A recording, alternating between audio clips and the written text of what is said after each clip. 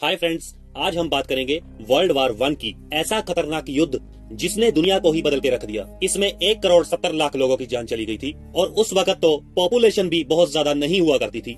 World War 1 की बात करें अगर, तो ये 28 जुलाई 1914 से लेकर 11 नवंबर 1918 तक चला था। इसे जुलाई क्राइसिस भी कहते हैं। जैसे कि हम सब जानते हैं कि जर्मनी है जो वो वर्ल्ड वार 1 में और वर्ल्ड वार 2 में दोनों में हार गया था। वर्ल्ड वार 1 के एंड में एक बहुत ही ज्यादा जख्मी हालत में एक सिपाही पड़ा था, जिससे अपने पैरों पर भी खड़ा नहीं हुआ जाता था। उसके सामने एक ब्रिटिश ऑफिसर था, हेनरी टांडे। अगर वो ब्रिटिश ऑफिसर चाहता तो वो उस सिपाही को मार देता, लेकिन उसने मारा नहीं, उसने छोड़ दिया। अब उसने इंसानियत के नाते छोड़ा होगा कि इतने मरे हुए को कौन मारे, ये तो खुद ब खुद ही मर जाएगा थोड़ी देर में। पर उस ऑफिसर ने उस सिपाही को छोड़ दिया था। अब अगर वो ऑफिसर उसे मार देता तो शायद वर्ल्ड वार 2 होता ही नहीं, क्योंकि वो सिपाही अडोल्फ हिटलर था। और हम सबको पता है कि वर्ल्ड वार 2 किसकी वजह से स्टार्ट हुई? अडोल्फ हिटलर की वजह से। अब हम देखते हैं वर्ल्ड वार 1 जो है वो 1914 में स्टार्ट हुआ और 1918 तक चला था। इसमें पूरी दुनिया इन्वॉल्व थी, इसीलिए इसको वर्ल्ड वार के नाम से जाना जाता है। और भारत की तरफ से 13 लाख सैनिक लड़ रहे थे। क्यों? क्योंकि भारत जो है वो यूके की कॉलोनी थी और यूके तो खुद भी इन्वॉल्व था वर्ल्ड वार में। और भारत में 60 लाख के करीब लोगों की जान चली गई थी और 70 लाख के करीब घायल हो गए थे। भारत की वजह से ही तो वर्ल्ड वार 1 जीता गया था, क्योंकि यूके की आर्मी तो बहुत छोटी थी, उसमें ज्यादातर भारत के सैनिक थे और यूके का रोल था जो वो बहुत ज्यादा अहम था वर्ल्ड वार 1 में। और ये वॉर जो थी वो किन किन के बीच में हुई थी? ये हुई थी अलाइड पावर्स और सेंट्रल पावर के बीच में। अलाइड पावर्स में कौन था? Great Britain, France, Russia, Italy, Romania, Japan और यूएस। और दूसरी साइड सेंट्रल पावर्स में कौन था? Germany, Austria Hungary, Bulgaria, Ottoman Empire. और वर्ल्ड वार 1 में अलाइड पावर्स में इटली और जापान है। और यही वर्ल्ड वार 2 में कहां चले जाएंगे? सेंट्रल पावर्स की ओर। और क्यों जाएंगे इसे हम वीडियो में आगे समझेंगे। अगर आपके पास मैप है तो उसको खोलकर पढ़िए तो चीजें ज्यादा क्लियर होंगी। इसमें जर्मनी की पोजीशन देखिए। जर्मनी जो है वो रशिया और फ्रांस के बीच में है और दोनों से लड़ रहा है। जर्मनी को तो बड़ी टेंशन थी कि ईस्टर्न फ्रंट पे तो रशिया है, वेस्टर्न फ्रंट पे फ्रांस है, दोनों से ही लड़ना होगा। इसे सेंट्रल पावर कहा जाता है क्योंकि ये सेंटर में है। अब थोड़ी सी बैकग्राउंड देखते हैं कि क्यों हुआ वर्ल्ड वार 1। जर्मनी का यूनिफिकेशन 1871 में एक बहुत बड़ा कारण बना इसका। जर्मनी ने अपने आप को रीऑर्गेनाइज करना शुरू कर दिया। ओटोमन बिस्मार्क गए और कैजर विलम आए। कैजर विलम ने रूल किया वर्ल्ड वार 1 तक। अगर हम ओटोमन एम्पायर की बात करें तो वर्ल्ड वार 1 से पहले ओटोमन एम्पायर था जो वो बहुत ही वीक पोजीशन पे था। ये वीक पोजीशन पे इसलिए था क्योंकि इसमें जो बल्कान रीजन है, जिसमें रोमानिया, बुल्गारिया, ग्रीस जैसी कंट्रीज आती हैं, और इनमें इंटरनल वार्स चल रहे थे क्योंकि ये इंडिपेंडेंस चाहते थे। अगर ये आजादी लेंगे तो ओटोमन एम्पायर तो अपने आप ही वीक हो जाएगा। और जो यूरोप में युद्ध होते थे वो बैलेंस ऑफ पावर की वजह से होते थे। बैलेंस ऑफ पावर क्या है कि पावर को बैलेंस करके रखना है, एक देश बहुत ज्यादा ताकतवर ना हो जाए। और यहाँ पर आर्म रेस स्टार्ट हो गई नेशन के बीच में। किसके पास कितने बढ़िया बढ़िया हथियार हैं, मशीन गन्स, टैंक, बॉम्ब्स, ये सब डेवलप होने लगे क्योंकि कंपटीशन चल रहा है ना देशों के बीच में। खुद को ऑर्गेनाइज करना है, इसी को तो हम कहते हैं बैलेंस ऑफ पावर। और कॉलोनियलाइजेशन इंक्रीज होने लगी क्योंकि देश अपने आप को ऑर्गेनाइज कर रहे थे ना। तो कैसे पता चलेगा? अपना एरिया बढ़ाओ, ज्यादा से ज्यादा जमीन को अपने कंट्रोल में लो। तो ये जो कॉलोनियल कंट्रीज हैं, यूके, रशिया, फ्रांस और इटली जैसी, ये क्या चाहते हैं? ये चाहते हैं कि ज्यादा से ज्यादा एरिया हमारे अंडर आ जाए। और रशिया तो बल्कान रीजन के पीछे पड़ा हुआ है कि बल्कान रीजन है जो वो रशिया के अंडर आना चाहिए, क्योंकि जो ब्लैक सी में स्ट्रेट ऑफ डार्डेनल्स है वो ब्लैक सी को कनेक्ट करता है एजियन और मेडिटेरियन सी से। और रशिया को ये कंट्रोल करना ही करना है। क्यों? क्योंकि ब्लैक सी के थ्रू ट्रेड भी तो करना है। और ये एरिया आ किसके अंडर रहा है? ओटोमन एम्पायर के। और आप सबको ये भी पता होगा कि इंडिया किसकी कॉलोनी है? इंडिया यूके की कॉलोनी है। फ्रांस, डच और स्पेन सबको भगा दिया था ब्रिटेन ने। और हम अगर अफ्रीका को देखें तो अफ्रीका में तो बहुत ही ज्यादा कंपटीशन हो रहा था कि कौन कितनी जमीन को कंट्रोल करेगा। तो बस ये भी वजह है वर्ल्ड वार होने की, ये भी वजह है देश अपने आप को स्ट्रॉन्ग कर रहे हैं, ऑर्गेनाइज कर रहे हैं और ज्यादा से ज्यादा कंट्रोल चाहते हैं जमीन पर। और ताकत तो इनकी इतनी ज्यादा बढ़ गई थी तो वॉर तो होना ही था। इसके अलावा एक और बहुत इंपॉर्टेंट चीज, यहाँ पर सीक्रेट अलायंस साइन होना शुरू हो गया था एम्पायर्स और कंट्रीज के बीच में। अब ये क्या है? मान लीजिए देशों के बीच में दोस्ती होना शुरू हो गया था। ट्रिपल अलायंस हो गया इटली, ऑस्ट्रिया हंगरी और जर्मनी के बीच में। ट्रिपल एंतांत हो गया रशिया, फ्रांस और ब्रिटेन के बीच में। अब इसे ऐसे समझिए, अगर आपके दोस्त का किसी से झगड़ा हो गया और उसको किसी ने मारा, अब ये तो आपका पक्का दोस्त है, आप क्या करोगे? इसके साथ जाओगे उस बंदे से लड़ने जिसने इसको मारा। आपको नहीं पता है कि वो बंदा कौन है। आपने तो अपने दोस्त का बदला लेना है बस। तो बस यही देशों के बीच में हो रहा था। इसी के लिए तो अलायंस बने थे, एंतात बने थे। अब इसमें आप ध्यान से देखिए, जर्मनी की दोस्ती है ओटोमन एम्पायर से। ओटोमन एम्पायर की दोस्ती तो बुल्गारिया सर्बिया के साथ भी है, जिसे बल्कान्स कहते हैं हम। और बेल्जियम की जो दोस्ती है वो ब्रिटेन के साथ है। और बुल्गारिया सर्बिया की दोस्ती किसके साथ है? रशिया के साथ। और साथ ही साथ ऑस्ट्रिया हंगरिया के साथ भी है। ब्रिटेन की बेल्जियम के साथ भी है। इसे माइंड में रखिएगा, इसको जानना बहुत जरूरी है। ये तो वजह है वर्ल्ड वार 1 होने की। हम देखते हैं कि इसका इमीडिएट कॉज क्या है। यहाँ पर आर्क ड्यूक फ्रांस फर्डिनांड, अब ये कौन है? ये ऑस्ट्रिया हंगरी एम्पायर के राजा बनने वाले थे, अभी बने नहीं थे। ये जो ऑस्ट्रिया हंगरी एम्पायर है ये बहुत बड़ा एम्पायर था, और जो उस समय यहाँ के राजा थे उनका देहांत हो गया था। उसके 2 बेटे थे, बड़े बेटे थे जोसेफ और छोटे बेटे थे आर्क ड्यूक फ्रांस फर्डिनांड। तो राजा का बड़ा बेटा गद्दी पर बैठेगा, उसके बाद बैठेगा छोटा बेटा। तो जोसेफ तो राजा थे, ऑस्ट्रिया हंगरी के बन चुके थे। उसके बाद किसने बनना है? आर्क ड्यूक फ्रांस फर्डिनांड ने।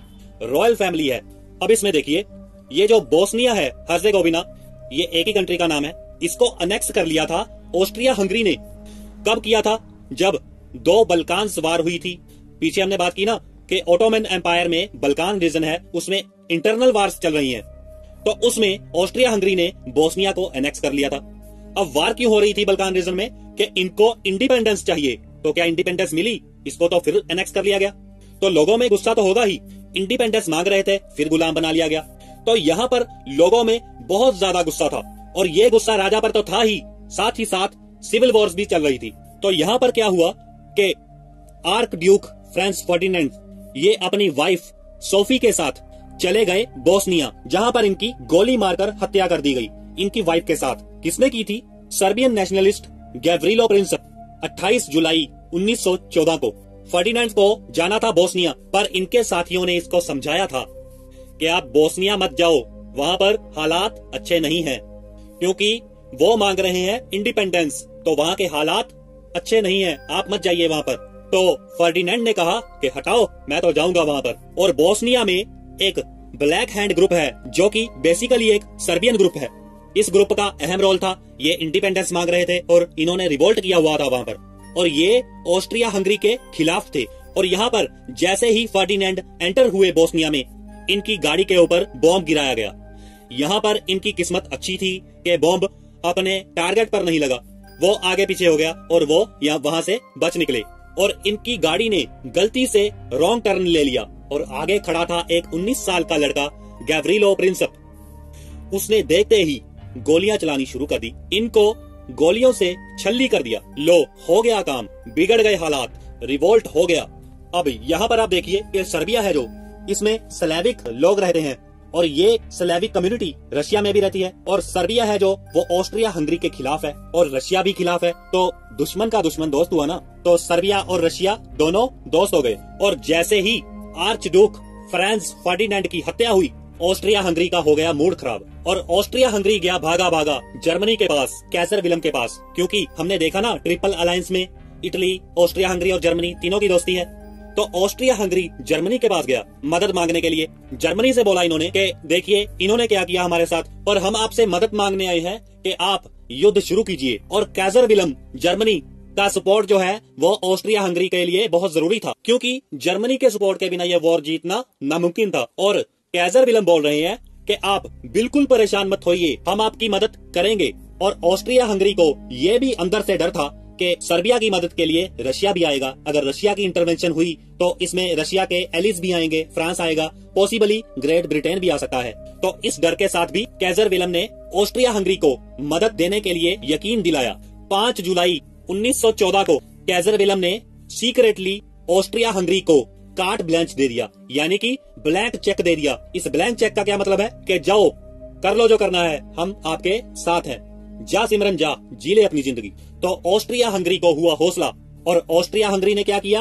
अल्टीमेटम भेज दिया सर्बिया को, यानी कि टर्म एंड कंडीशन भेज दिया सर्बिया को, जो कि अपने आप में ही उसे मानना, एक्सेप्ट करना इम्पॉसिबल सा था। ऑस्ट्रिया हंगरी ने यहाँ पर यह कहा सर्बिया को कि देखिए आपने ये गलत काम किया है और इसका भुगतान तो आपको करना ही होगा। ऑस्ट्रिया हंगरी सर्बिया पर रूल करेगा। सर्बिया देख रहा था कि हम ये वार नहीं जीत सकते। सर्बिया तो छोटा सा था, ऑस्ट्रिया हंगरी बहुत बड़ा एम्पायर था। सर्बिया ने सारे टर्म एंड कंडीशन को मान लिया।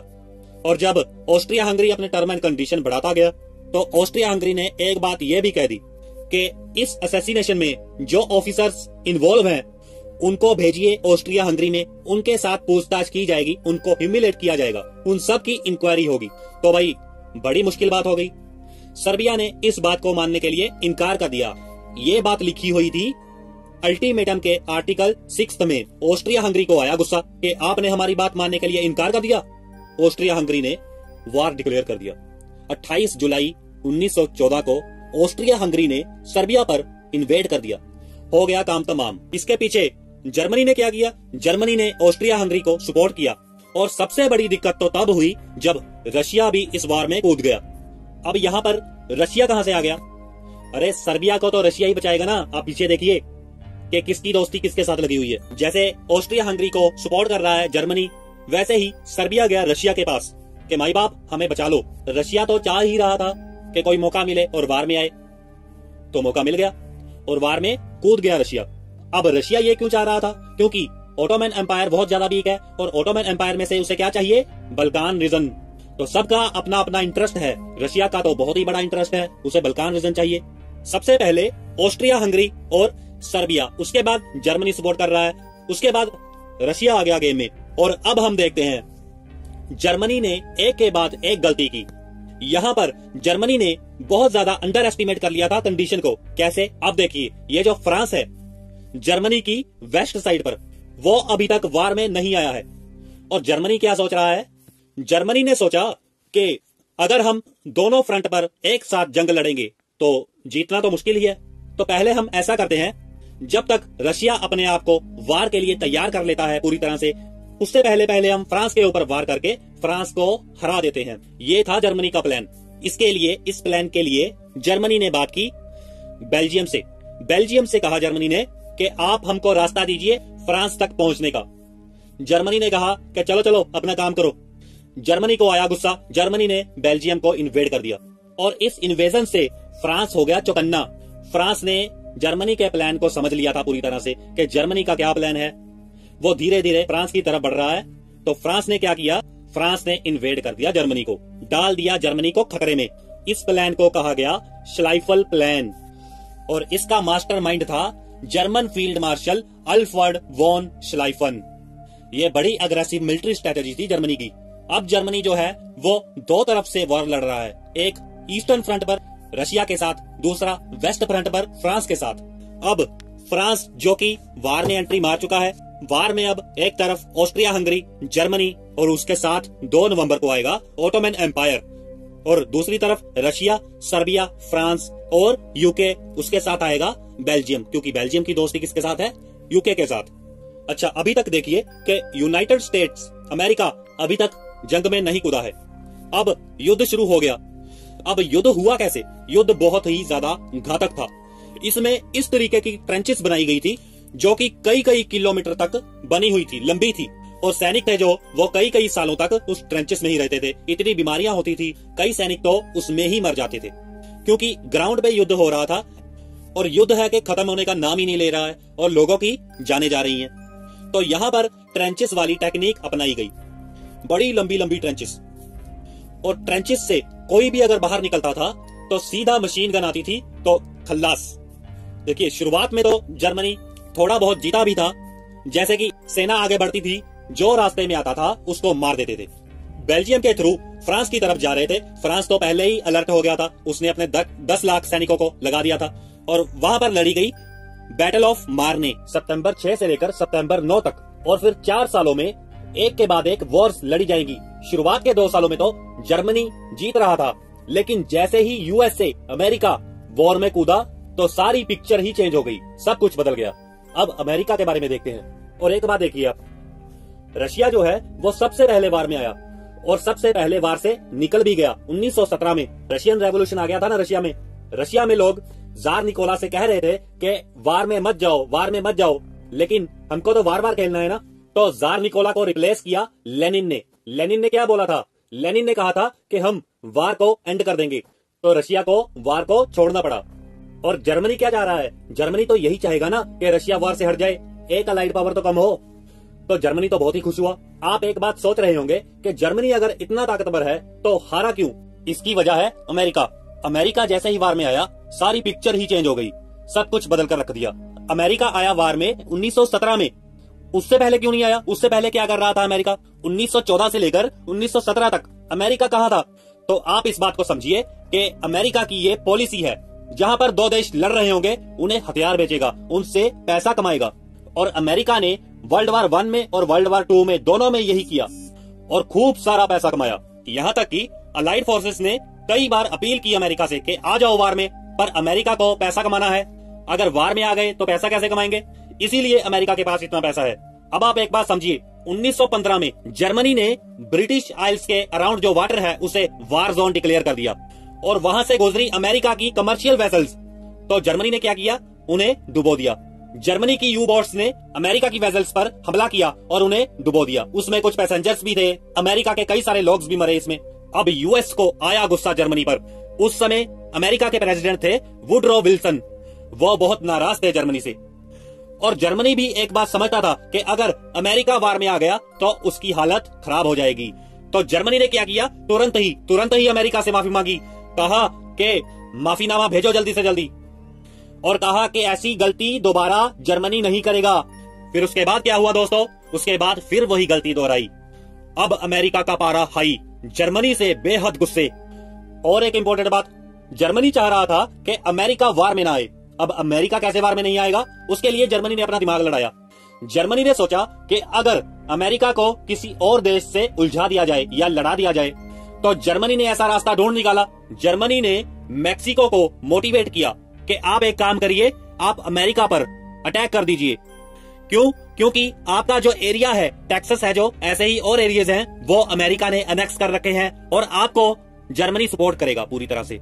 लेकिन जर्मनी का ये मैसेज जब तक मैक्सिको तक पहुंचा, तब तक अमेरिका ने इस मैसेज को डीकोड कर लिया और अमेरिका को जर्मनी की स्ट्रेटेजी पता चल गई। और फिर यूके ने अमेरिका से कहा कि तुम जो वार से दूर जा रहे हो ना, देखो तुम्हारे खिलाफ क्या साजिश रची जा रही है। जर्मनी बोल रहा है मैक्सिको को कि आप पर अटैक कर दे। अमेरिका का मूड खराब। और फिर वुडरो विल्सन ने 1917 में $250 मिलियन का आर्म अप्रोप्रिएशन बिल कांग्रेस में रखा और फिर पास करवाया। और फिर कुछ ही महीने में अमेरिका जो है 1970 में जंग में कूद गया। और जब एक बार अमेरिका युद्ध में कूदा, वर्ल्ड वार 1 में आया, तो चीजें सारी बदल गई और जर्मनी पर ऐसा अटैक किया, जर्मनी की बैंड बज गई। जर्मनी की बैंड बजी तो ऑस्ट्रिया हंगरी की तो अपने आप बच जाएगी, क्योंकि जर्मनी ज्यादा ताकतवर है उनसे। ओटोमन एम्पायर तो खुद ही डिक्लाइनिंग फेज में था। तो 1917 के बाद जो बैटल्स लड़ी गई, बहुत सारी बैटल्स हुई थी, उसमें हम देखते हैं कि अमेरिका और अलाइड फोर्सेस ने ऐसा पलटवार किया कि जर्मनी को संभलने का मौका नहीं मिला। और उसके बाद हम देखते हैं जुलाई 15, 1980 में जर्मनी ने अपना आखिरी वार लड़ा, सेकेंड बैटल ऑफ मार्ने। इसमें 85,000 अमेरिकन ट्रूप्स थे, ब्रिटेन के ट्रूप्स थे और सारी अलाइड के ट्रूप्स थे, और जर्मनी की यहाँ पर हार हो गई। Allied forces win on Germany. 1918 के अंत में सारी सेंट्रल पावर्स ने अपने हथियार डाल दिए। फाइनली 11 नवंबर 1918 वर्ल्ड वार 1 खत्म हो गया। उसके बाद कई ट्रीटीज साइन की गई, जर्मनी को ह्यूमिलेट किया गया। इसके बाद जो जो हुआ वो हम अगली वीडियो में देखेंगे। Thanks for watching friends. Please like, share and subscribe this video. Thanks a lot.